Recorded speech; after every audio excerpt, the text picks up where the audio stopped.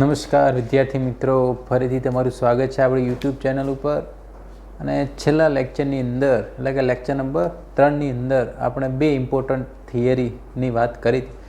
એની અંદર એક જે ઇન્સ્યુલિન જેનેટિકલી એન્જિનિયર્ડ ઇન્સ્યુલિન કઈ રીતના બનાવવામાં આવે છે એની વાત કરી હતી, અને બીજું જીન થેરાપી એની અંદર જે સ્કીડ ડિઝીઝ જે હતો એની જે ટ્રીટમેન્ટ આપણે જીન થેરાપી દ્વારા કઈ રીતના કરી શકાતી હતી એની વાત કરી હતી.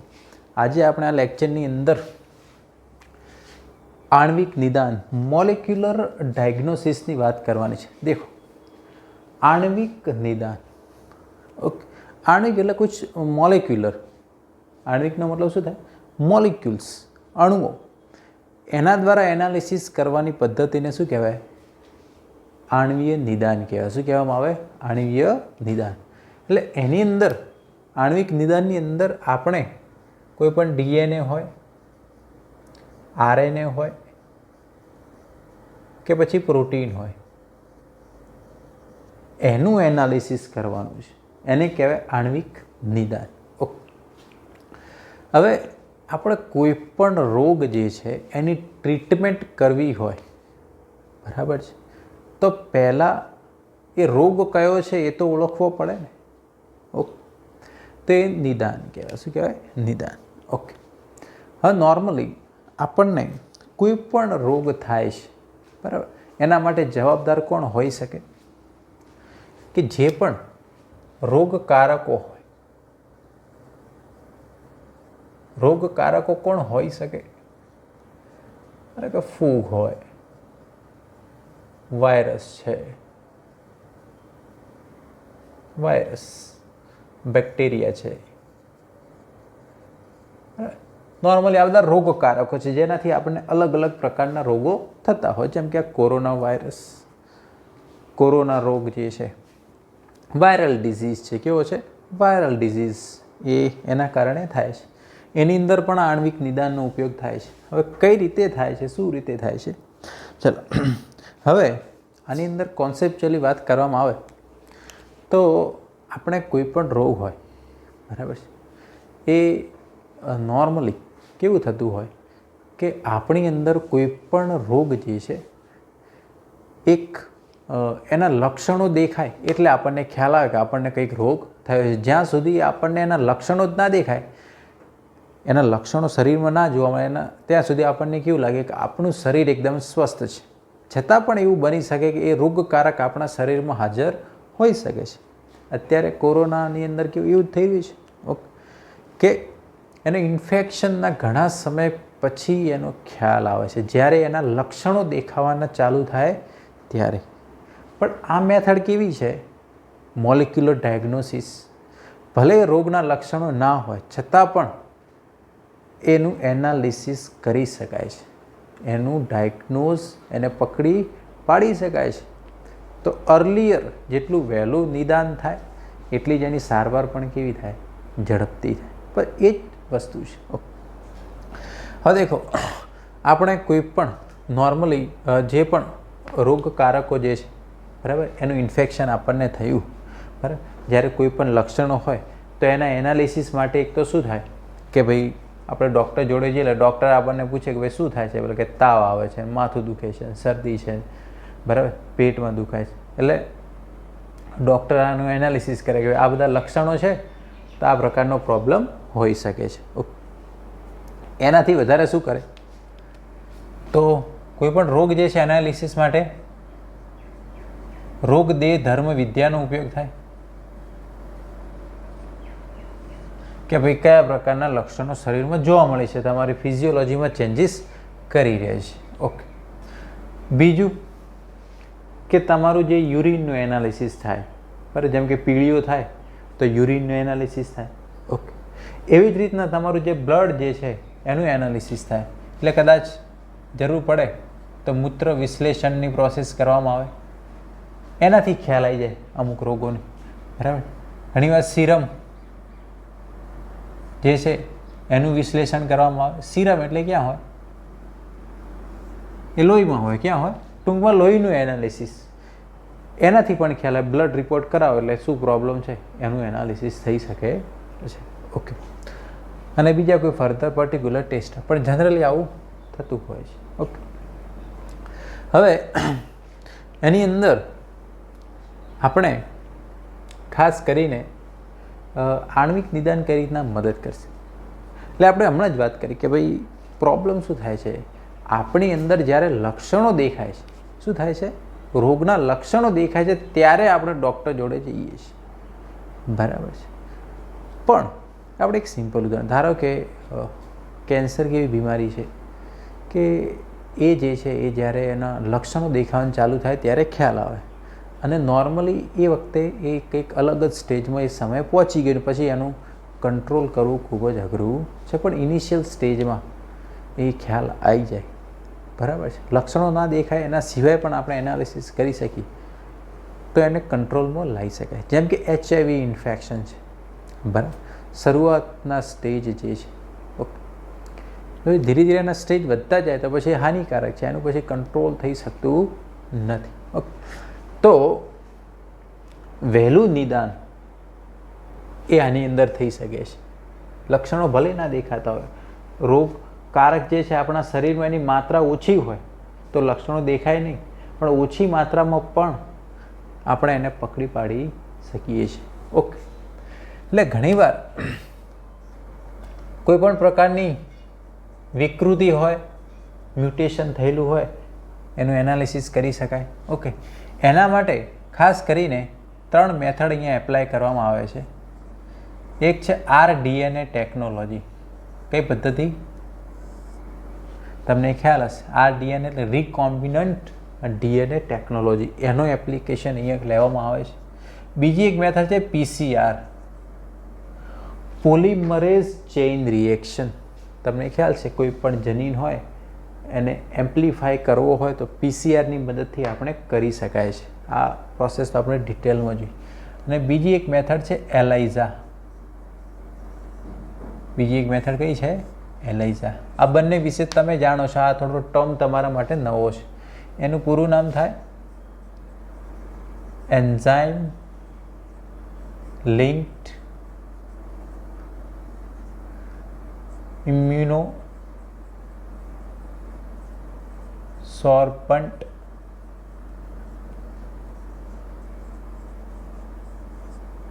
એસે, એન્ઝાઇમ લિંક્ડ ઇમ્યુનો સોર્બન્ટ એસે.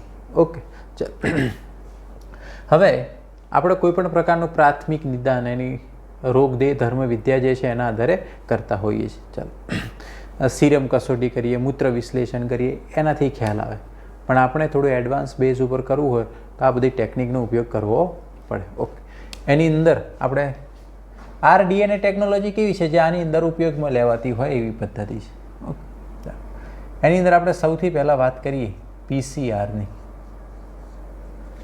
Okay, polymerase chain reaction. Okay, આની અંદર શું કરી શકાય છે, જનીન હોય કોઈ પણ જનીન જે છે એને શું કરી શકાય છે, એમ્પ્લિફાય કરી શકાય છે. શું કરી શકાય, એનું બહુલીકરણ કરી શકાય છે, એને એમ્પ્લિફાય કરી શકાય છે. ઓકે, એ PCRની. ઓકે, જનીન એટલે પછી કોઈ પણ DNA હોય કે RNA હોય, આપણે એનું એનાલિસિસ કરી શકીએ છીએ. ઓકે, એટલે કોઈ પણ રોગકારકની હજી ધારો કે શરૂઆત થઈ હોય છતાં પણ આપણે એને આઈડેન્ટિફાય કરી શકાય છે PCRની મદદથી. ઓકે, તો કોઈ પણ રોગકારક જે છે એની એકદમ ઓછી સાંદ્રતા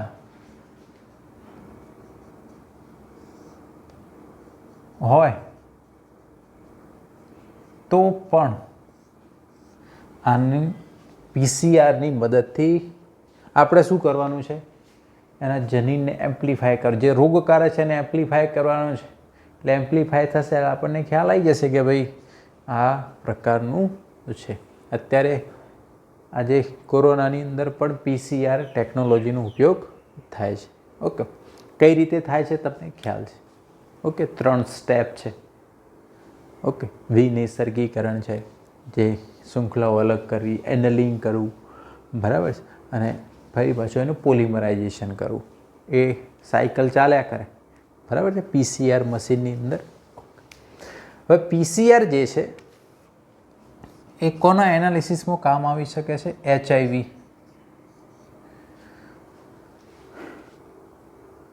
ના ડિટેક્શન માટે, HIVની ઓળખ માટે. જે કયો રોગ સર્જે છે? એડ્સ માટે જવાબદાર છે.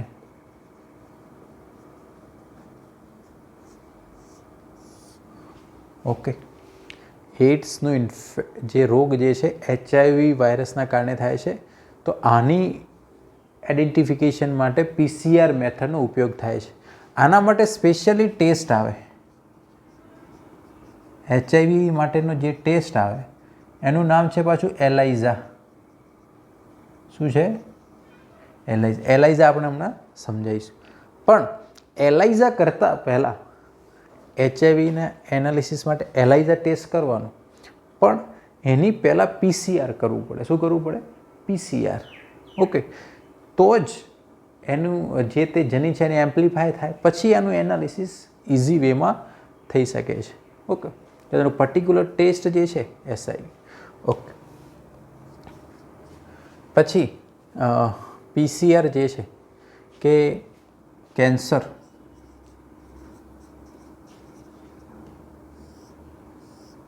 જે સસ્પેક્ટ દર્દી હોય,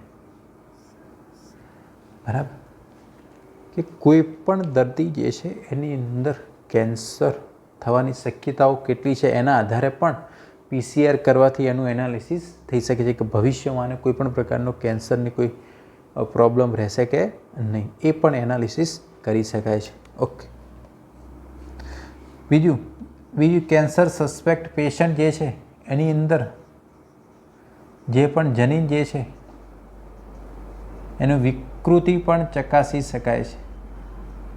કોઈ પણ પ્રકારની વિકૃતિ થઈ હોય ને તો પણ એનું એનાલિસિસ PCRની મદદથી કરી શકાય છે. ઓકે, હવે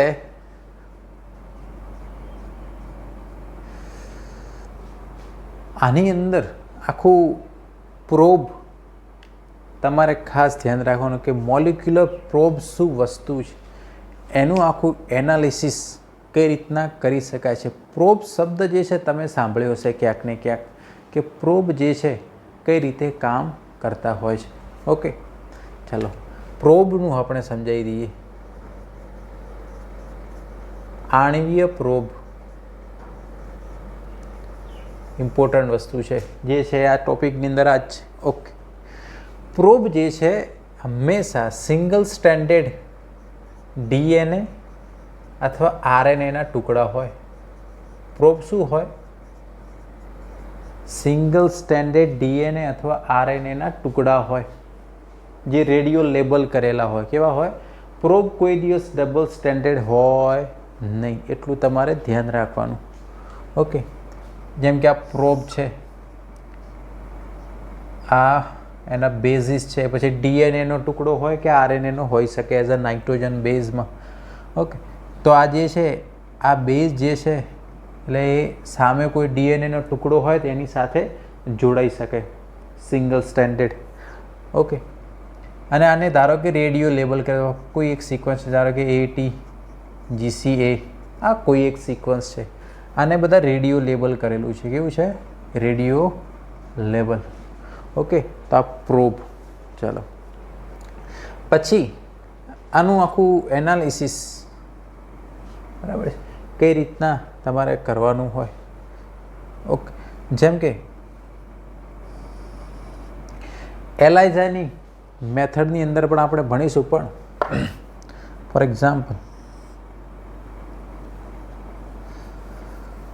આપણે આ પ્રોબનો ઉપયોગ કરીને આ બધું કરી શકાય. જેમ કે કેન્સર સસ્પેક્ટ દર્દી જે છે એની અંદર એનાલિસિસ કરી શકાય, વિકૃતિ જે છે એનું એનાલિસિસ કરી શકાય. કઈ રીતે કરી શકાય? ઓકે, આપણે ડીએનએ ફિંગરપ્રિન્ટિંગને એની અંદર આ વસ્તુનો ઉપયોગ થયો તો પ્રોબનો. ઓકે, તો પ્રોબ જે છે એની સિક્વન્સ આપણને ખ્યાલ છે. પ્રોબ જે છે એની સિક્વન્સ આપણને શું હોય? ખ્યાલ હોય. ઓકે, ફોર એક્ઝામ્પલ આ ડીએનએના ટુકડા છે, બરાબર. ઓકે, હવે એની અંદર પ્રોબ નાખવામાં આવે. આની અંદર શું કરવામાં આવે? પ્રોબ નાખવામાં આવે. તો પ્રોબ જે છે એક્ઝેક્ટલી એની જે એફિનિટી હશે એ જગ્યાએ જોડાશે. ફોર એક્ઝામ્પલ એની જે સિક્વન્સ જે હશે, ધારો કે પ્રોબ નાખે, ધારો કે અહીંયા જોડાણું, ધારો કે બીજું કોઈ એક પ્રોબ છે એ આની સાથે જોડાણું. એનો મતલબ શું થયો? એના કોમ્પ્લિમેન્ટરી બેઝ એની સામે હશે એટલે એક્ઝેક્ટલી એ જગ્યાએ જઈને જ જોડાશે. ઓકે, ચલો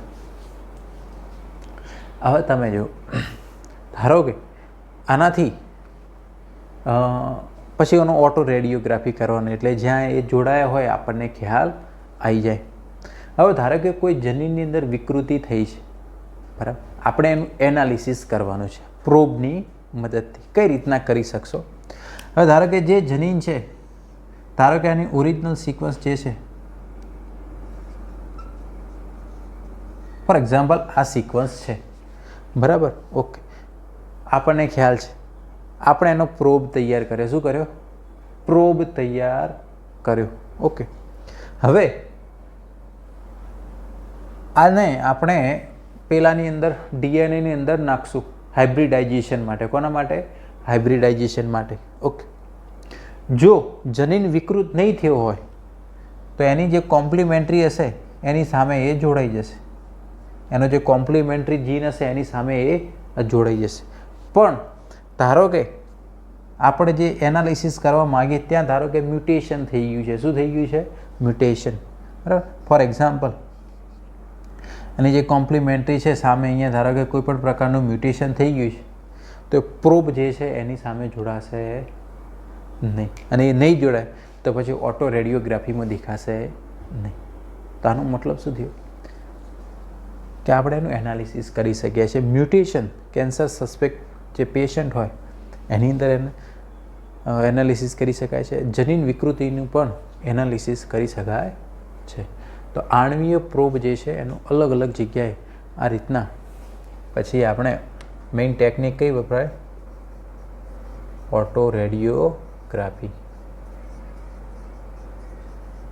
એની મદદથી આનું એનાલિસિસ કરી શકાય છે. ઓકે, ખ્યાલ આવી ગયો? હવે આપણે જે પણ એલાઇઝા ટેકનિક જે છે એના વિશે વાત કરવાની છે. ઓકે, આણ્વિક નિદાનની વાત કરી દીધી, બરાબર. ઓકે, હવે આની થોડી વાત કરી દઈએ કે આપણે બુકની અંદર જે પ્રમાણે લખ્યું છે એ પ્રમાણે વાત કરી દઈએ.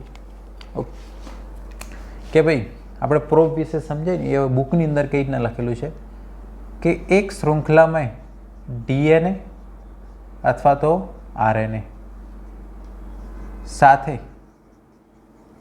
એક રેડિયો એક્ટિવ પ્રોબ જોડી કોષમાં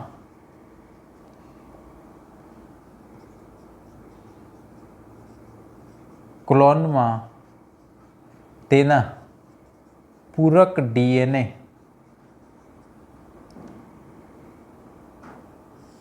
ને શું કરવામાં આવે? સંકરિત કરવામાં આવે.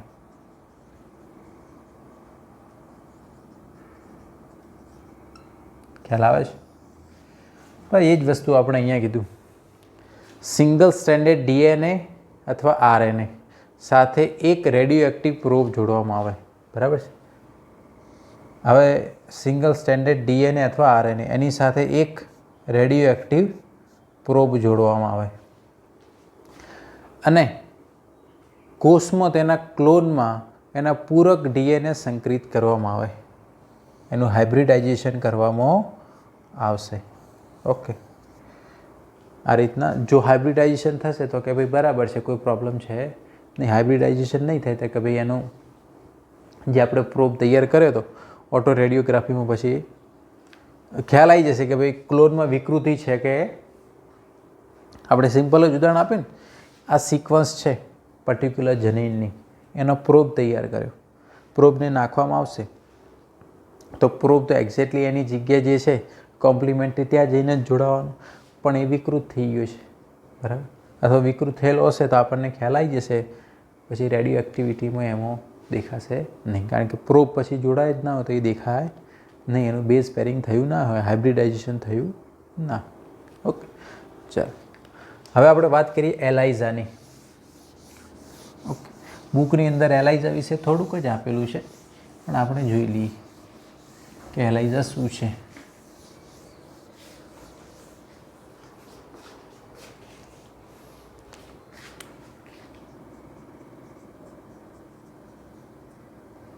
ઓકે, નામ તો યાદ રાખવાનું, એન્ઝાઇમ લિંક્ડ ઇમ્યુનોસોર્બન્ટ એસે.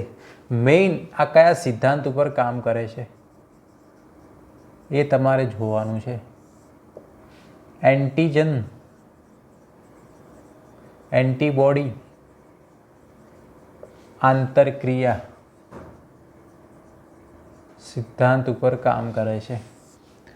આપણને ખ્યાલ છે નિશ્ચિત એન્ટીબોડી જે છે એ નિશ્ચિત એન્ટીજન સાથે જ જોડાય, બીજા કોઈ સાથે જોડાય તો મેઇન એનો એ સિદ્ધાંત ઉપર જ કામ કરે છે.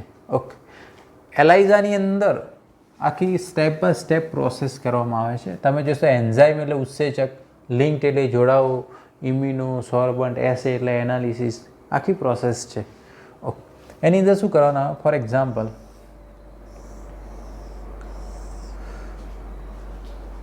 એક્ઝામ્પલ અહીંયા આ રીતના વેલ બનાવેલા છે. ઓકે, સૌથી પહેલાં ધારો કે આપણે જેનું એનાલિસિસ કરવું છે, ધારો કે HIV વાયરસ માટે છે. કોના માટે છે? મેઇનલી કોના માટે વપરાતી હોય? HIV વાયરસ જે છે એના ડિટેક્શન માટે વપરાતી હોય છે. ઓકે, એ વાયરસ એટલે એ એન્ટીજન છે. શું છે? એની સામેના એન્ટીબોડી શોધી કાઢવાના. જો એ મળી જાય એનો મતલબ એ હાજર છે, એની સામેના એન્ટીબોડી નથી મળતા એનો મતલબ એ નથી. ઓકે, ફોર એક્ઝામ્પલ કે ભાઈ આપણે ઓલરેડી પહેલાં એ જે વાયરસ છે એના એન્ટીબોડી નાખેલા છે. શું નાખેલા છે? એન્ટીબોડી. ઓકે, ફોર એક્ઝામ્પલ પહેલાં સ્ટેપમાં આ વેલની અંદર આપણે શું નાખ્યા? એન્ટીબોડી. એન્ટીબોડીનું સ્ટ્રક્ચર તમને ખ્યાલ હશે કે થોડું આ રીતે હોય છે. ઓકે, ચાલો હવે જે તે પેશન્ટ જે છે, બરાબર, જેનું એનાલિસિસ, એનું બ્લડ સેમ્પલ કે ગમે તે નાખો, બરાબર, જે પણ દર્દી હોય એને ધારો કે રુધિર નમૂનો એની અંદર નાખો, એટલે એની અંદર HIV વાયરસ કે જે તે હશે. ઓકે, તો એ જે છે શું થશે? આ તો એન્ટીબોડી છે, એની સાથે આ એન્ટીજન જોડાશે. શું થશે? એની સાથે એન્ટીજન જોડાવા. તો એન્ટીજન એન્ટીબોડીનું શું થયું? ઇન્ટરએક્શન થયું. શું થયું? ઇન્ટરએક્શન. ઓકે, હવે આગળ થોડી પ્રોસેસ છે. ઓકે, હવે ફરીથી એન્ટીબોડી નાખવામાં આવે જે એન્ઝાઇમ એની સાથે જોડાયેલો હોય. ઉત્સેચક યુક્ત એન્ટીબોડી, ઉત્સેચક યુક્ત એન્ટીબોડી. ચાલો, અત્યાર સુધી આ પ્રોસેસ થઈ છે, બરાબર. એન્ટીબોડી છે એની સાથે એન્ટીજન જોડાણું. હવે ફરી પાછું આપણે શું નાખ્યું? એન્ટીબોડી, એટલે એ પણ આ એન્ટીજન સાથે જોડાવાનો. આ એન્ટીબોડી, આ એન્ટીજન, ફરી પાછું આ શું નાખ્યું? એન્ટીબોડી, પણ એની સાથે શું છે? એન્ઝાઇમ છે, ઉત્સેચક છે. શું છે? ઉત્સેચક. આ બધું ક્યારે થશે? જો બધી સિક્વન્સ મેચ થતી હશે તો જ, બરાબર, નહીંતર કશું જ પ્રોસેસ થશે નહીં. ઓકે, હવે ચોથું સ્ટેપ, એન્ઝાઇમ નાખ્યો, ઉત્સેચક નાખ્યો આપણે, બરાબર, એનો પ્રક્રિયાથી નાખવાનો. હવે શું નાખવાનું? પ્રક્રિયાથી. એટલે દેખો, શરૂઆતમાં એન્ટીબોડી હતા, આપણે એન્ટીજન નાખ્યું, ફરી પાછું એન્ટીબોડી, પણ એની સાથે શું હતો? એન્ઝાઇમ. હવે શું નાખ્યું? સબસ્ટેટ. શું નાખ્યું? સબસ્ટેટ. આ પ્રોસેસ બધી સિક્વન્સમાં ચાલશે, બરાબર, જો પ્રોપર એન્ટીજન એન્ટીબોડીનું બાઇન્ડિંગ થતું હશે તો. જો નહીં થતું તો કશું જ થશે નહીં. છેલ્લે પ્રક્રિયાથી નાખશો એટલે એની અંદર રંગ પરિવર્તન થશે. શું થશે? રંગ પરિવર્તન, કલર ફોર્મેશન થશે એન્ઝાઇમ સબસ્ટ્રેટની પ્રોસેસથી. જો કલર ફોર્મેશન થાય છે એનો મતલબ એ ડિટેક્ટ થઈ ગયું. શું થઈ ગયું? એ ડિટેક્ટ થઈ ગયું, બરાબર. પણ મેઇન ખ્યાલ એકદમ ઇઝી પ્રોસેસ છે. એન્ઝાઇમ સબસ્ટ્રેટ એનું પ્રોસેસ કરે એટલે કલરિંગ ફોર્મેશન થાય છે. એટલે એનાથી ખ્યાલ આવી જાય. આપણને થોડું કંઈ દેખાવાનું કે ભાઈ એન્ટીજન ને એન્ટીબોડી જોડાણું, આપણને કંઈક ઇન્ડિકેશન મળવું જોઈએ કે આ પ્રોસેસ થઈ છે આ રીતે.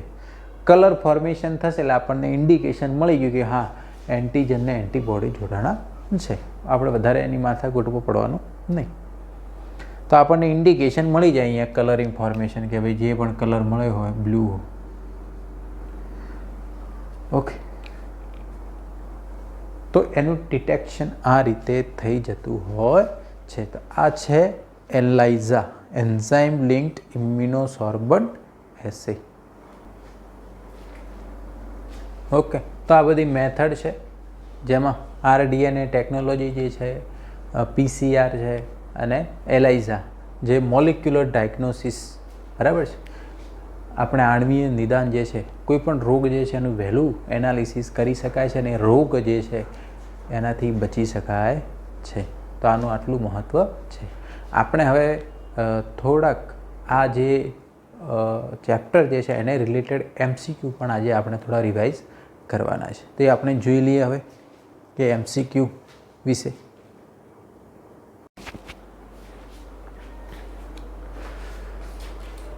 હવે આપણે એમસીક્યુ જોઈએ. અત્યાર સુધી જે પણ ટૉપિક ચાલ્યા છે એની અંદરથી તમે કઈ રીતે આ પ્રશ્નો જે છે એના જવાબ આપી શકો છો કે નહીં. પહેલા નંબરનો ક્વેશ્ચન છે, સોનેરી ચોખામાં ખાલી જગ્યાનું જનીન દાખલ કરવામાં આવેલ છે, ગોલ્ડન રાઈસ. ઓકે, તમે તમારો જવાબ જે છે કોમેન્ટ બોક્સની અંદર જણાવી શકો છો. કયું જનીન દાખલ કરવામાં આવેલું? ઓકે, તો આન્સર આવશે beta carotene. Okay, vitamin A દાખલ નથી કરવામાં આવેલું. બધા એવું ના વિચારતા. તમને ખ્યાલ છે બીટા કેરોટીન એ પ્રિકર્સર છે વિટામિન એ બનવા માટે. તો એ નાખવામાં આવે જેથી કરીને વિટામિન એનું સિન્થેસિસ વધારે થાય. ખ્યાલ આવે છે?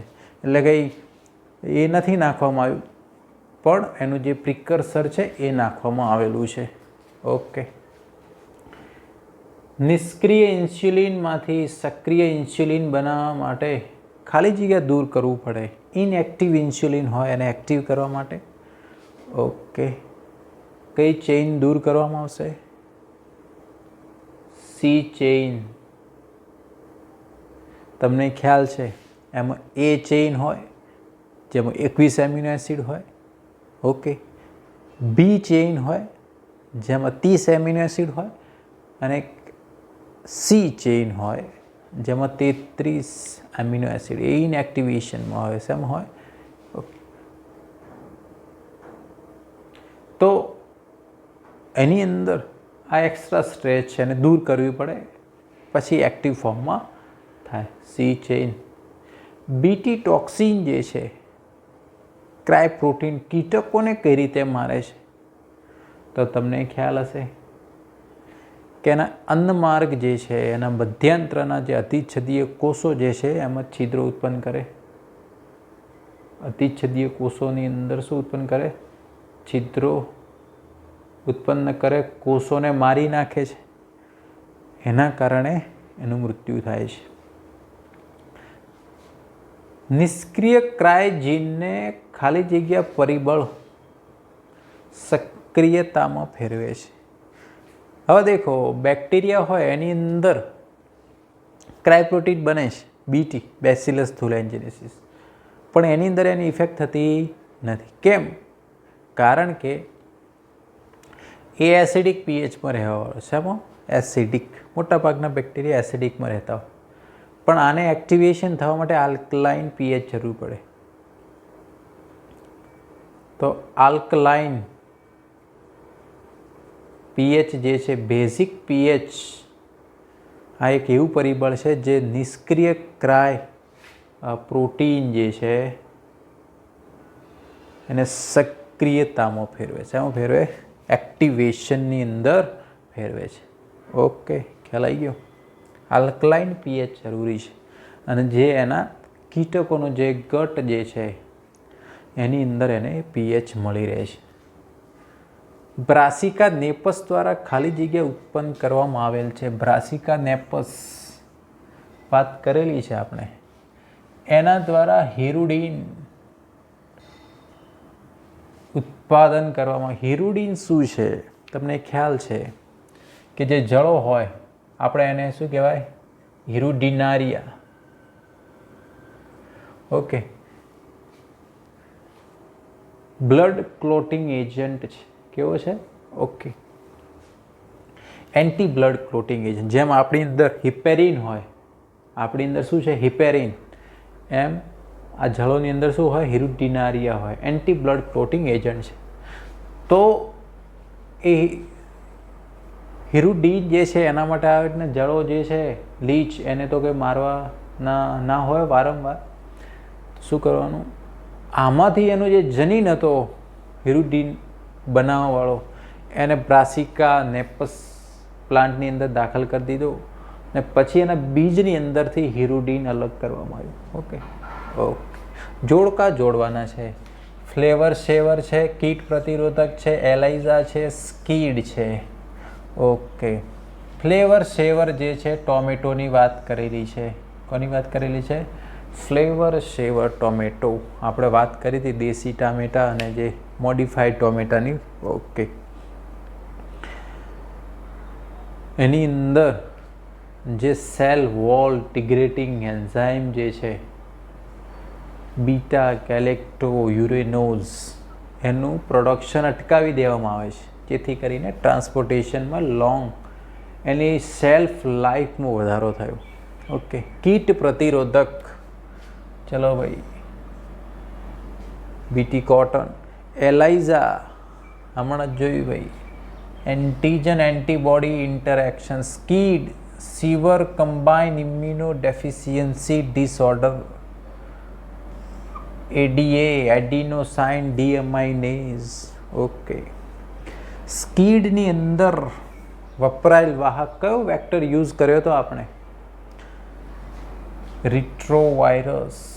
કયો યુઝ કરેલો? રિટ્રોવાયરસ. ઇમ્પોર્ટન્ટ છે.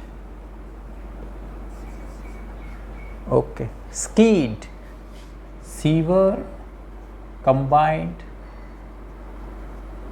Immuno deficiency disorder.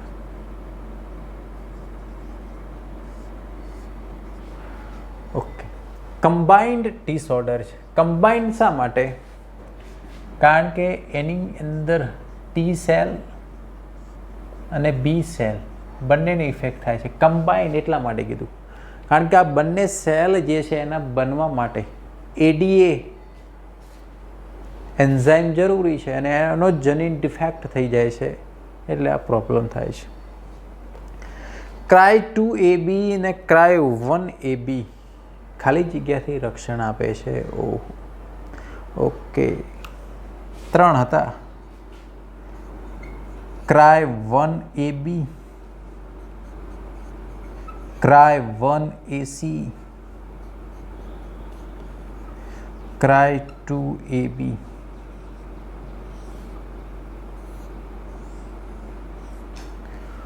Okay, Cry1AB. ચલો, આ જે છે કોર્ન બોરર,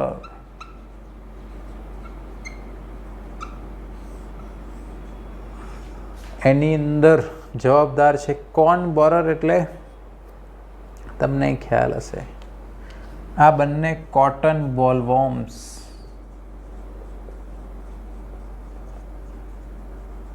માટે છે. કોના માટે છે? કોટન બોલવોર્મ્સ એના સામે રક્ષણ પૂરું પાડે છે. ખ્યાલ સિક્વન્સ તમારે આ રીતે યાદ રાખવાનું, ક્યારેય તમારે ભૂલ નહીં થાય. ક્રાય 1AB લખી દેવાનું, ક્રાય 1AC. ઓકે, 1 વાળા પહેલાં AB અને AC, ને ક્રાય 2AB છે, એનો કોઈ AC વાળો કોઈ ક્રાયજેનિક નથી. પહેલા નંબરમાં A, B અને C કોર્ન બોરર કરી દેવાનું. કોર્ન બોરર એટલે મકાઈની અંદર જે પ્રોબ્લેમ થાય છે એ. અને કોટલ બોલવોર્મ્સ જે કપાસની ઈયળની વાત કરેલી છે.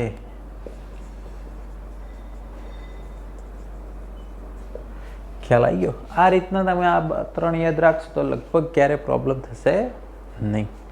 ઓકે, તો આ રીતે MCQ જે છે નીટની અંદર આની અંદરથી પૂછાતા હોય છે. નેક્સ્ટ લેક્ચરની અંદર હવે આપણે જોવાનું છે ટ્રાન્સજેનિક એનિમલ. અત્યાર સુધી આપણે પ્લાન્ટ ને એના વિશે જોયું.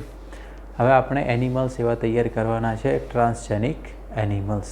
આ DNA ટેકનોલોજી જે છે એનો શું ફાયદો છે, બરાબર, પારજનીનિક પ્રાણી, એ આપણે નેક્સ્ટ લેક્ચર એટલે લેક્ચર નંબર 5ની અંદર જોઈશું. Thank you.